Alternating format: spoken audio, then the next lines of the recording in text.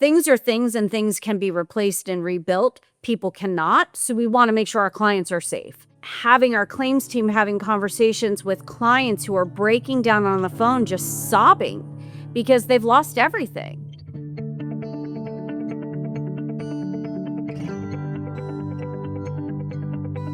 All right. Well, welcome to the Risk Rundown. Thank you so much for joining us. Today, we have the OGs back in town. We have Cindy Zobian and Tyler Banks. Thank you for joining. Hi, Julie. Hey, Jules. We are going to talk today a little bit about what to expect with the unexpected, right? How to think about risk in the coming year. But before we do that, we kind of have to look back at the previous year. So Hey, you couldn't have a better group for expect the unexpected because you never know what Tyler and I might say. So it's kind of fitting if you think about it. it's very fitting, actually. No filter here, Julie. I'll tell you, 2025 was something else. I can only imagine what 2026 is going to look like. All right. So first and foremost, what was the one lesson that we learned from last year? Never think that you're going to get off the year to a quiet start because it doesn't happen. You know, Julie, I'm thinking about, this time last year out here in California, we're just coming off of the worst wildfire that they've had in Los Angeles history. So I think the one lesson that we learned is that you don't really need to be near the fire to feel the heat. So what happened here in California I like wasn't, that. yeah, it Look wasn't at you localized go, to California. Tyler. No, you like that? Wasn't localized to California. You know, what happens in California doesn't stay in California. Just like what happens in Vegas doesn't stay in Vegas. What happened in California was felt throughout the rest of the country. And I think that was a good lesson to learn from last year. Absolutely. I think every market, regardless of where you sat, felt the repercussions. And not only from an insurance standpoint, but just from a human standpoint. Everybody was aware of what was happening in California because it was devastating to see a community just completely go up in smoke and see the human effect that it had on individuals. So, I think just from that emotional standpoint, people really felt it. And then from our standpoint on a professional side, we really felt it on the insurance side of the house. How did you see it? How did you perceive it on the insurance side of the house? I think you really saw the difference that human relationship, that one-on-one conversation can make with someone who is dealing with, in the thick of the aftermath of the fire or even during the fires.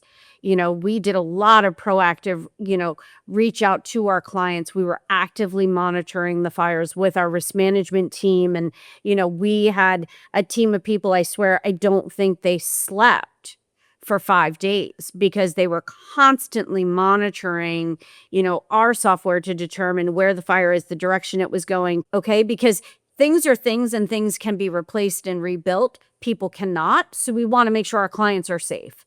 Then dealing with the aftermath and, having our claims team having conversations with clients who are breaking down on the phone, just sobbing because they've lost everything. They've lost all those mementos that you can't get back.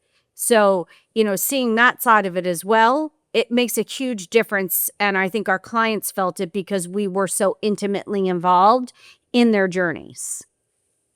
And honestly, I mean, us three have been in this business for decades each, right? And It's scary. and not to age any of us, but we have. But I think that's the time where we really take pride in our profession.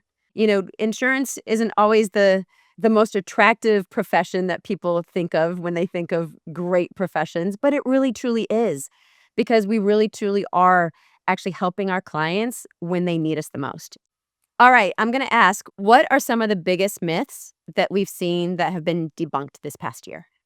Probably the biggest misconception that I've seen over the past year is that a client will often say, I haven't had a claim. I'm safe from disruption. Right. So earlier when I said that, you don't have to be, next to the fire to feel the heat. I think that we're starting to see, the industry isn't localized to just one specific place, whether it's hurricanes, whether it's, convective storms. But, the entire insurance industry feels the pain, whether you are someone in Des Moines, Iowa, and you're wondering why is my rate going up? That's probably one of the biggest misconceptions I think people have, is that I haven't had a claim, I should not have been dropped, or my insurance premium should not be increased as a result. Cindy, do you have any myths? When you look at insurance as a whole, I think that there's myths out there that, insurance is all equal. There is definitely so many different levels of insurance that you can purchase, and one carrier is not the same. One homeowner's policy does not equal another. And you really see that when you have these catastrophic events and you see people in having a good experience versus a bad experience.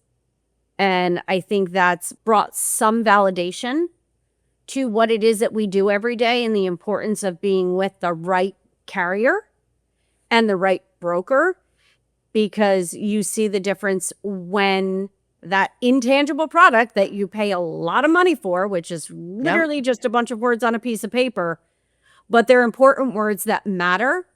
And when you have something like the fires, or you have a deep freeze, or you have, an ice storm in Texas, or whatever it might be, where everybody's affected, you see the difference of that intangible product and the promise that it's bringing to you. Right. And I mean, to your point, they're words on a paper, but they're a promise, right? So we kind of talked about the other events that are happening across the country, and things that, are affecting capacity and rate and the insurance company's decisions. What do you think are some early indicators that we could see that might shift kind of what the insurance industry might look like later in the year? So I started this conversation talking about wildfires, but you also look at what's happening with freezing, right? Frozen pipes. I mean, water is still the main driver of losses across the country, and especially for the insurance carriers. So, when we have a freeze in Texas or in the Northeast, we don't expect that to impact us out here in California. But what's interesting is I think that risk mitigation is going to be at the forefront for this year. So we had a client in Newport Beach that was required by the insurance carrier to put in a low temperature sensor. The client's like, I don't know if it gets below 60 degrees at my house, but they're still required to put a low temperature sensor in their home so that if it's going to be below freezing, that you got to heat up the house. So those type of risk mitigation efforts are going to be mandated across the board. And I think that's good investment for our clients to make, because we want to prevent a loss. And understanding what we need to do to create a good risk profile for our clients, I think is going to be at the forefront this year.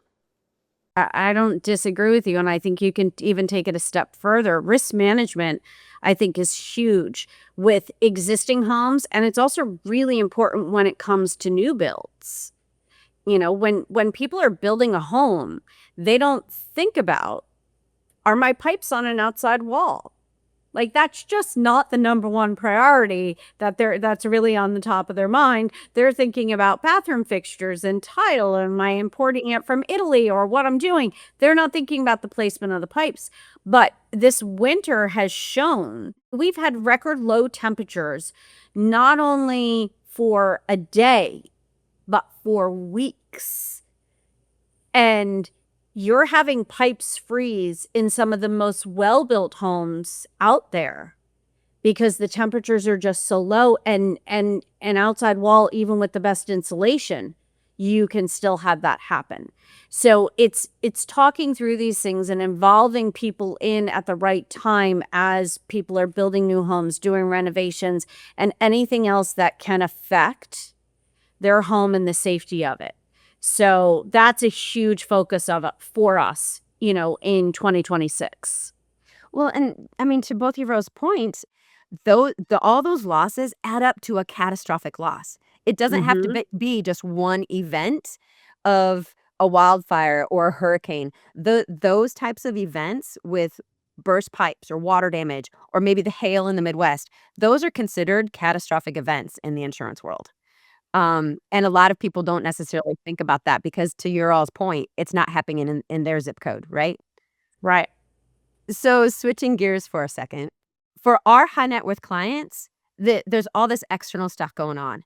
But actually, I see, and I know that you all have too, that our high net worth clients are actually, to your point, taking an active role in their insurance program, and their exposures are shifting because they're taking higher deductibles. Mm-hmm. They're trying to be more creative.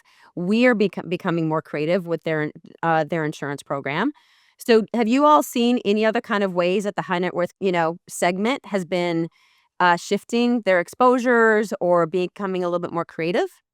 I think what you're seeing is you're seeing a shift. I think one of the attractive things years ago with high net worth insurance is that it included everything. All the bells and whistles were included. You got all these additional add-ons. And now people are saying, you know what? Strip down the stuff that I don't really need.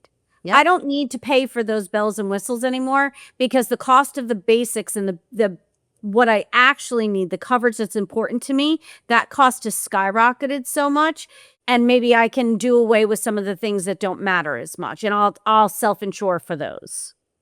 And I'll add, the word that comes to my mind is resiliency. I am absolutely encouraged with our business and our industry with the resiliency that they're showing in this marketplace. I think there's stability in the marketplace. If the risk is well managed and presented properly, I think there's options for our clients. So it's not a hard market across the board. It's a differentiated market. And I think we're starting to see strong risks are getting good results, but unmanaged risks are getting very restricted options.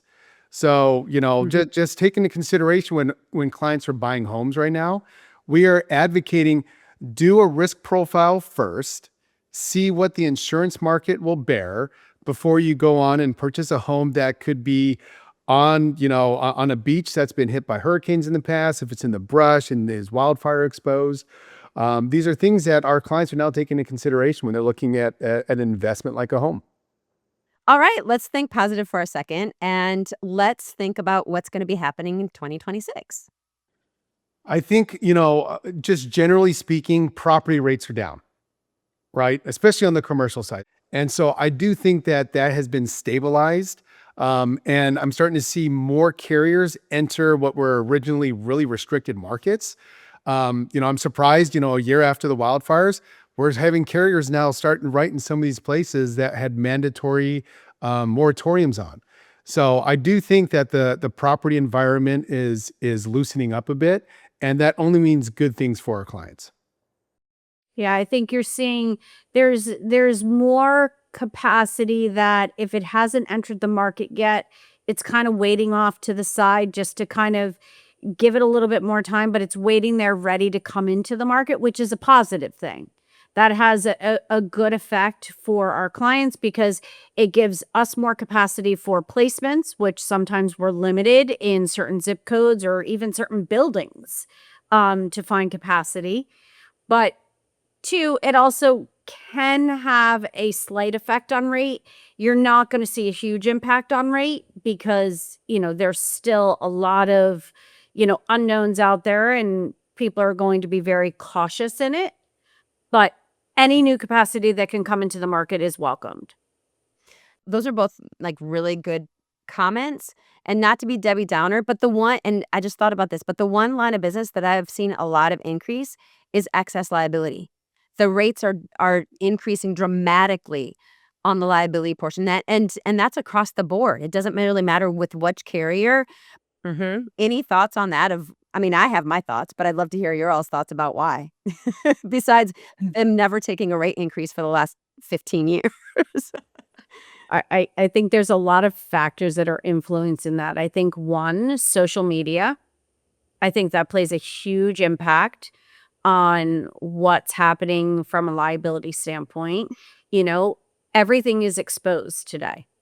You can't consider anything to be private because everything is going to be caught on video, posted, whatever. I think too, if you just go back and historically look through the judgments within the Yeah. courts, judgments are outrageous. And these carriers are forced to pay them in addition and paying defense costs. So everything is a rising cost, therefore it's having an impact on what the judgments look like, which therefore is a cost back to what the carriers are paying out. It's no different than anything else, supply and demand. Which, by the way, I feel very, very lucky that there wasn't the social media and the videotaping when I was when I was younger. So Julie, I can all of only my imagine. stupidity would have been known for everyone to see. So to kind of wrap this up, let's kind of talk about what we learned from last year, right? And then what we're hoping for this year. What we learned from last year, honestly, is that the insurance landscape is ever changing. It's always changing. And there's really not much that we can predict. When we think that it's going left, it's going right. And when we think it's going up, it's going down. So, what do you think in 2026 that we should learn with the industry, but then also us as agents and advocates for our clients? There's so much talk in the industry and on many different levels outside of just insurance about AI and what AI can do for you. The one thing everybody needs to fully understand, AI cannot replace humans. AI cannot replace that human empathy, that ability to be able to be on the phone with your clients and being able to talk them through things. So you may be able to go on and quote something and AI can spit back information to you and all of this. It's never going to replace when you have water pouring through 6 floors of your home and you need to talk to someone to get guidance onto what to do and who to call and how to fix it and all of those things. It can't do that. And I think that people need to remember that there is a benefit to that human interaction that cannot be replaced by anything else. The more you can talk to your clients and the more relationship you can build with them and be that asset for them, the better off things are going to be for you. Yeah, Julie, I've got a couple of ideas. I think number one, lean into your annual risk reviews, not just renewal quotes. The annual risk review at a minimum is important to kind of understand what insurance policies you have in place. Second, I would say treat mitigation spending as a return on an investment. When you invest in protecting your home, that's only going to come back as a better risk profile and more options for your insurance carriers. And lastly, build relationships. Relationships with your carriers, relationships with your broker. Those are very important. I do think there's something to just say when you are, with an insurance carrier for an extended amount of time. I think that can benefit you in the long run, as long as you again are taking those other steps necessary to make sure you're a good risk profile. I think 2026 is going to be a good year, y'all. It'll be fun. And as long as we're all together, it's going to be a great time. Exactly. Exactly. Honest, as long as the OGs are the OGs, then that's all. It'll be fun no matter what. But I want to thank you both for joining the risk rundown. It's always good to have these conversations, but it's even better to have it on an anniversary. So this was our anniversary of our 1 year starting the podcast. So I want to thank you both for being by my side, and as always, stay safe and stay protected.